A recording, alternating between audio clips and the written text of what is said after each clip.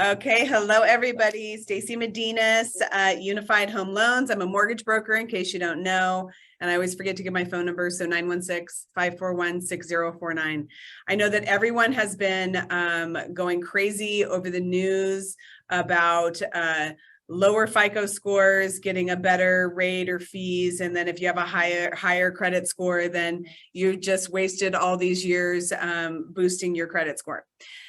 Not exactly accurate. Okay. So I want to go over a couple things. Normally I would just speak on this, but I'm actually going to read. So forgive me today, but I think it's really important that I give you questions and specific answers. So hopefully that works for you.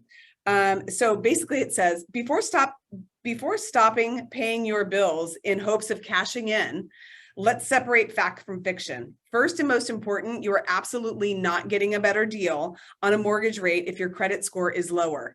So I think that is a myth that because of the way that the news or whomever promotes this, that is not the case, okay? And I saw a headline, actually the same headline that said, 620 FICO score gets a 1.75 fee discount and a 740 pays a 1% fee. And that's not accurate. Okay. And I think we need to understand, and you probably don't care to understand this, but loan level price adjustments. Now, when we look on a rate sheet, there is either a charge or a credit. And I like to send this to my clients. And I know a lot of loan officers don't, but I like to give them an option of where their interest rate's going to be. Would you rather pay a point? Would you rather pay half a point? Would you rather get a credit?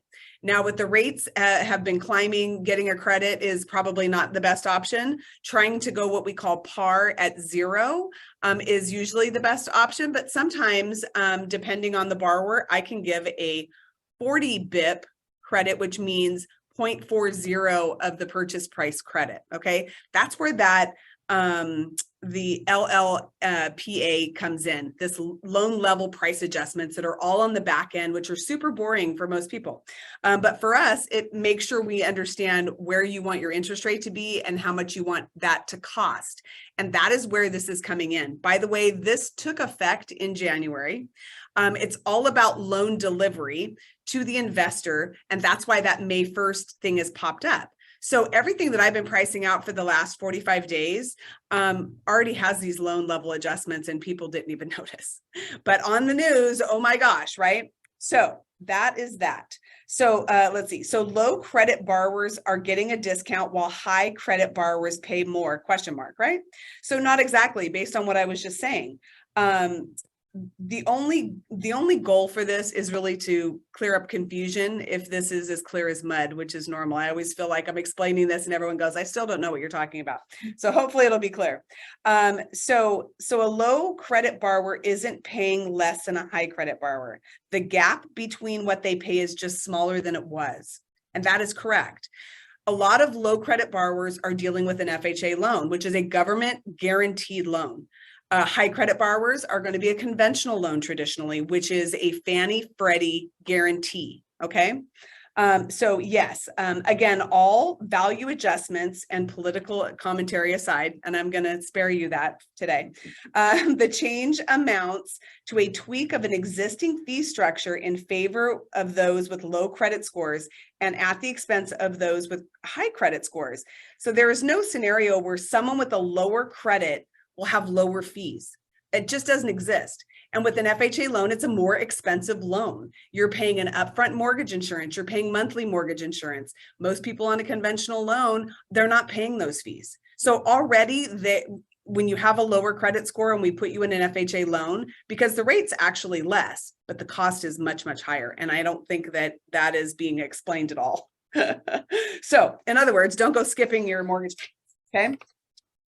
Let's see. So as you can plainly see, if you have a score of 640, you'll be paying significantly more than someone with a 740 score.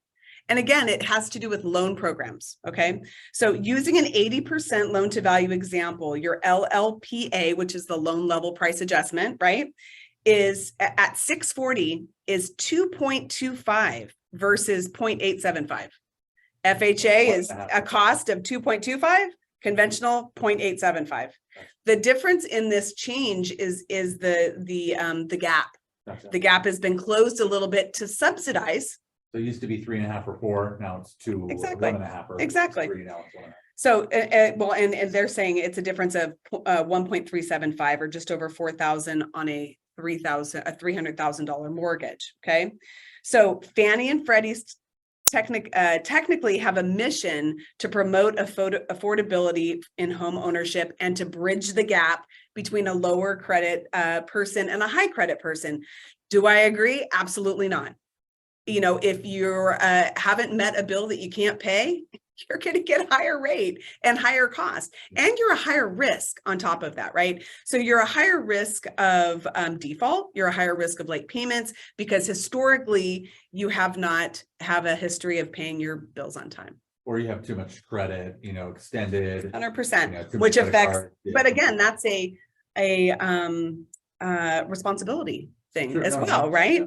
So we have a lot of people that you know, freak out if I run their credit and they go from, you know, 850 to 820. They're just losing their minds, right? And everyone's like, can I get my 620 to 640 so I can do this financing? That's all they care about.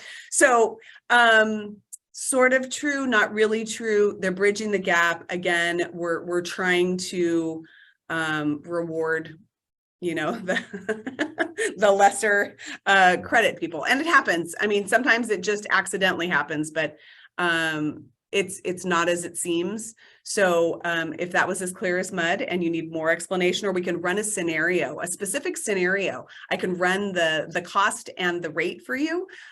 Give me a call. It is not as it seems or how it's being promoted. Okay. So 916-541-6049, or you can email me at Stacey, STACEY at unifiedhl, like homeloan.com.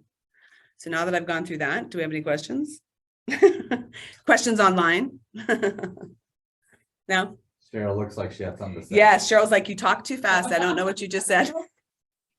But the only reason I do kind of know what you're talking Yeah. about is I saw the chart. Okay, I good. read the Yes. chart. Yes, the And chart. The chart does help. It does. explain what's going on. Yeah, it's, I mean, I would agree. you know, the chart is amazing.